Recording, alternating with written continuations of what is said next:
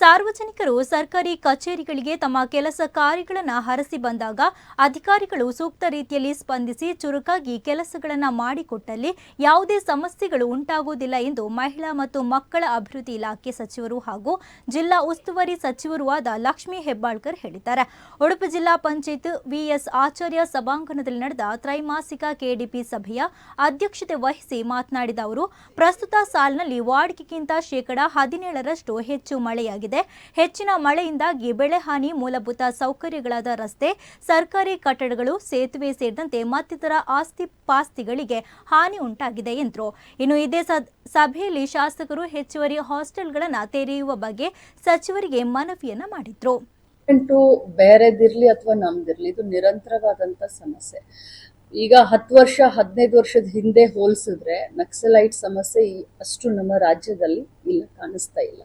But ನಾನೇನ್ ಹೇಳ್ತಾ ಇದ್ದೀನಿ ಅಂತಂದ್ರೆ, ನಾವು ಅಲ್ಲಿ ಹೋಗಿ ನಾವು ಅಟೆಂಡ್ ಮಾಡಿ ಅಥವಾ ಅವರ ಜನ ಜೀವನ ಯಾವ ರೀತಿ ಇದೆ, ಅವ್ರಿಗೇನ್ ಸಮಸ್ಯೆಗಳಿದಾವೆ ಅದನ್ನೆಲ್ಲ ನಾವು ನೋಡ್ಕೊಳ್ಳೋಕೆ ಅಂತಂದ್ರೆ ಸುಮಾರು ಬಾರಿ ನಮ್ಮ ಆಫೀಸರ್ಗಳು, ಪೊಲೀಸ್ ಆಫೀಸರ್ ಆಗ್ಲಿ ಅಥವಾ ಜಿಲ್ಲಾಡಳಿತ ಆಗ್ಲಿ ಸುಮಾರು ಬಾರಿ ಅವ್ರಿಗೆ ಹೋಗಿ ಭೇಟಿಯಾಗಿದ್ದಾರೆ. ಅಂದ್ರೆ ಕಾಡಿನಲ್ಲಿ ವಾಸ ಮಾಡ್ತಾ ಇರುವಂತ ಪ್ರತಿಯೊಬ್ಬರಿಗೂ ಸೌಲಭ್ಯವನ್ನ ಕೊಡ್ಬೇಕನ್ನೋದೇ ಸರ್ಕಾರದ ಚಿಂತನೆ ಇರುತ್ತೆ.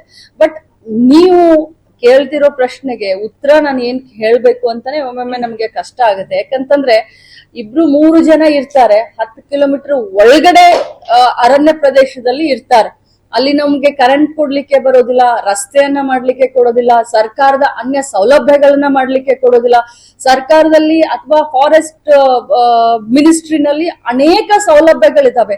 ಅವ್ರು ರಿಹ್ಯಾಬಿಲೇಟ್ ಮಾಡ್ತೀನಿ ಅಂತ ಹೇಳಿದ್ರೆ ಒಬ್ಬೊಬ್ಬನಿಗೆ 50 ಲಕ್ಷ 60 ಲಕ್ಷ 1 ಕೋಟಿವರೆಗೂ ಕೂಡ ಅವರಲ್ಲಿ ಬೆಳೆದಿರುವಂತ ಪ್ರತಿಯೊಂದು, ಅಂದ್ರೆ ತುಂಬಾ ಲಿಬರಲ್ ಆಗಿ ಅವ್ರಿಗೆ ನಾವು ಸಮಾಜದಲ್ಲಿ ಬನ್ನಿ, ಇಲ್ಲಿ ಜೀವನ ಮಾಡಿ, ಅಲ್ಲಿ ಅವ್ರು ಏನಾದ್ರೂ ಫಲಗಳನ್ನ, ಅಂದ್ರೆ ಈಗ ಭತ್ತ ಹಾಕಿದ್ರೆ ಅಥವಾ ಮೆಣಸ್ಗಳನ್ನ ಇದನ್ ಮಾಡ್ತಾ ಇದ್ರೆ ಪ್ರತಿಯೊಂದಕ್ಕೂ ಕೂಡ ಲಿಬರಲ್ ಆಗಿ ನಾವು ವಿಚಾರ ಮಾಡ್ತೀವಿ. ಅದಕ್ಕೆ ನಾವು ಕಂಪನ್ಸೇಟ್ ಕೊಡೋಕ್ಕೂ ಕೂಡ ತಯಾರಿದೀವಿ. ಆದ್ರೆ ಅವರು ಅದನ್ನ ಕಾಡನ್ನ ಬಿಟ್ಟು ಬರೋದನೇ ಇಲ್ಲ ಅಂತ ಹೇಳ್ತಾರೆ. ಸೊ ಇಂಥ ಸಂದರ್ಭದಲ್ಲಿ ನಾವೇನ್ ಮಾಡ್ಬೇಕು? ನಾವೆಲ್ಲ ರೀತಿಯಿಂದ ಪ್ರಯತ್ನ ಮಾಡಿದೀವಿ. ನಾನು ಹೇಳ್ತಾ ಇಲ್ಲ ಕಾಂಗ್ರೆಸ್ ಗವರ್ಮೆಂಟ್ ಏನ್ ಮಾಡಿದೆ, ಬಿಜೆಪಿ ಗವರ್ಮೆಂಟ್ ಏನ್ ಮಾಡಿದೆ, ಎಲ್ಲಾ ಗವರ್ಮೆಂಟ್ಗಳದ್ದು ಒಂದೇ ಆಸೆ, ಕಟ್ಟ ಕಡೆ ಮನುಷ್ಯನ್ ಕೂಡ ಅಲ್ಲಿ ಸಿಕ್ಬೇಕು ಅಂತ. ಬಟ್ ಅವ್ರು ಬಿಟ್ಟು ಬರೋದೇ ಇಲ್ಲ ಅಂತಂದಾಗ ನಾವ್